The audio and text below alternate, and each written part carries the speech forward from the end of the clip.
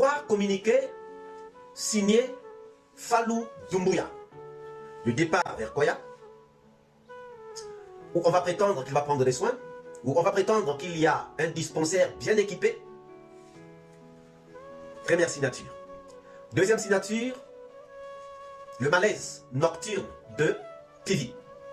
C'est lui aussi qui vient l'annoncer. Deuxième signature. Troisième signature, la mort de Pivi. C'est lui aussi qui vient l'annoncer. Maintenant, chers amis, il parle d'un malaise dans la nuit, un malaise nocturne. S'il savait, ou puisqu'il savait qu'il n'avait pas un dispensaire capable de pouvoir traiter Claude Pivi, parce que nous, on avait encore besoin de lui pour le procès en appel, pourquoi n'avait-il pas ramené Claude Pivi à la maison centrale de Conakry? Maintenant, faisons le lien avec le commandant Toumba. Comme il avait lu le transfert de Claude Pivi vers la maison centrale de Koya, il va encore lire le transfert du commandant Aboubakar Sidiki Diakité du Toumba de la maison centrale de Conakry vers la maison centrale de Koya. Dans les deux cas, sans décision d'un juge, sans décision d'une juridiction compétente. Dans les deux cas.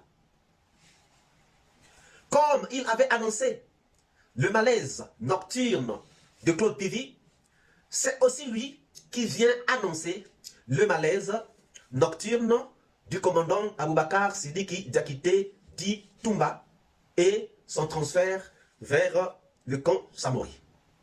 Donc, c'est lui qui envoie ces gens à Koya, c'est lui qui transfère ces gens vers l'hôpital du camp Samori, alors que ça fait des kilomètres. Donc, c'est un voyage de longue durée, quand même.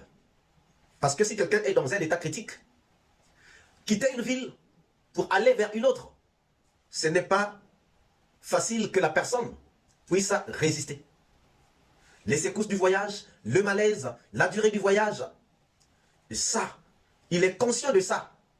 Il est conscient de ça. Puisque ces deux détenus étaient malades, ils étaient connus malades, pourquoi ne les a-t-il pas gardés à Conakry? Pourquoi les a-t-il transférés à Koya sans décision d'un juge? Ça, c'est le deuxième. Pour le troisième élément de comparaison, c'est la mort de Claude Pivi. Et donc la mort de Toumba. Là, chers amis, ce sont les autorités pénitentiaires qui viennent annoncer la mort du commandant Aboubakar Sidiki Diakité dit Toumba. Ce n'est pas lui-même. Ce n'est pas lui, Fallou Doumbouya.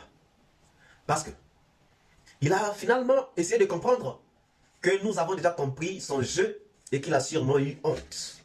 Ce n'est pas lui qui a annoncé la mort de Toumba. Ce sont les autorités pénitentiaires. Alors que Toumba n'est pas mort en prison selon leur version. Les autres versions, on viendra les regarder, on viendra les examiner, les analyser. Les autorités pénitentiaires n'annoncent pas le malaise, mais viennent quand même annoncer la mort. Les autorités pénitentiaires n'annoncent pas le transfert vers l'hôpital du camp Samori, mais viennent annoncer la mort. Mais comment est-ce qu'elles vont annoncer la mort de Toumba alors que Toumba n'est pas mort en prison selon leur version? C'est là où vous comprenez que Fallou Doumbouya est déjà en train de donner tout ce qu'il nous faut comme indice pour l'incriminer. Et là encore, vous pouvez comprendre que Fallou Doumbouya n'a même pas de raison, ou nous n'avons même pas de raison de soupçonner que Fallou Doumbouya n'est pas dans cette affaire. Mais nous avons toutes les raisons de comprendre que Fallou Doumbouya, malgré qu'il soit juge, malgré qu'il soit procureur, est en train de jouer un jeu criminel. Et dans ce cas, nous l'appelons criminel. Fallou Doumbouya est un procureur criminel qui est en train de tuer des détenus en prison. Et nous alertons la communauté internationale. Parce que ce qui s'est passé pour Claude Pivi et pour Toumba, ils l'ont prévu pour d'autres détenus. Ils l'ont prévu pour d'autres détenus. Mais nous n'avons pas les forces. Nos forces, c'est le micro. Mais la communauté internationale peut mettre la pression sur ce régime sanguinaire.